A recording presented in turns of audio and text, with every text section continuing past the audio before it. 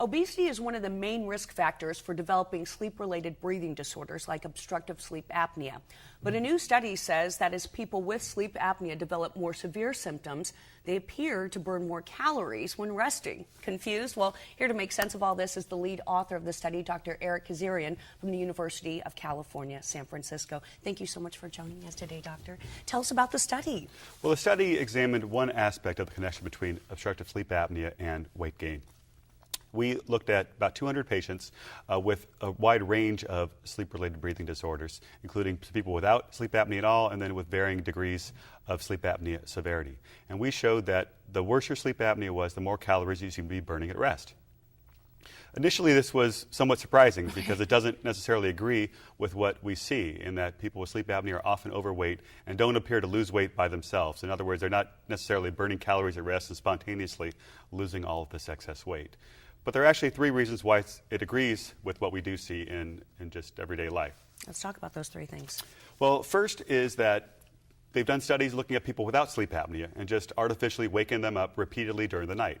And they actually found that just the physical act of being awakened repeatedly actually increases your resting metabolic rate. Okay. Second, in terms of patients with sleep apnea, in some ways sleep apnea, because it involves repeatedly awakening during the night, it's on the most simplistic level, it's equivalent to having an adrenaline rush all night long. And we know that in many areas, this adrenaline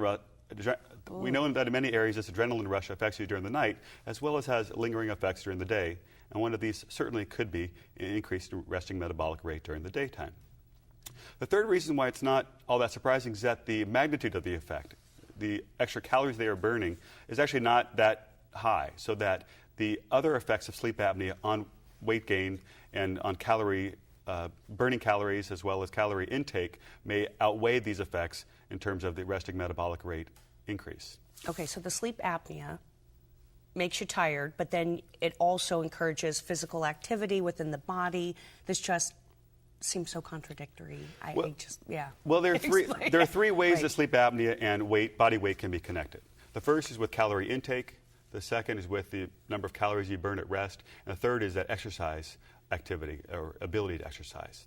So there actually is some emerging evidence from other studies, as well as some of my own research looking at sleep apnea treatment, but basically looking at how sleep apnea may affect various hormones that are involved in our appetite and may be related to calorie intake. So that sleep apnea may encourage people to actually eat more food and have higher calorie intake. Okay, and that was my next question. Does it affect the appetite? Let's talk about that. It certainly can. It's not completely understood. There are some hormones as well as some other pathways that seem to be affected by sleep apnea, so that it may disrupt things and really may have an increase in calorie intake that outweighs these extra calories that are being burned during the day.